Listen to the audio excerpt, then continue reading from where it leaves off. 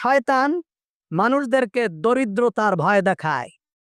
দরিদ্রতা, যে তুই নামাজ পড়লে কি লাভ, তুই গরিব হয়ে যাবি। তুই মাদ্রাসায় ছেলেটারে দিবি, ছেলেটা জীবনটা নষ্ট করবি। মাদ্রাসার হুজুররা মসজিদে কয় টাকা বেতন পায়, কি করে? এই দরিদ্রতার ভয় দেখায়। তার থেকে তুই ছেলেটারে, তোর ছেলে ভালো আছে, তোর টাকা পয়সা আছে, তুই ছেলেটারে ইংলিশ মিডিয়ামে পড়া, তারপরে বড় হলে বিদেশ থেকে পড়ে আসবে, দেশে এসে ব্যবসা বাণিজ্য করবে, রাজনীতি করবে। তুই সোনায় সোহাগা, তোর কি কোনো কিছুর অভাব আছে তুই যে ছেলে মাদ্রাসায় পড়াবি? এই দরিদ্রতার ভয় দেখায়। দরিদ্রতার ভয় দেখায় মানুষদেরকে আল্লাহর রাস্তা থেকে কি করে? ফিরায় রাখে।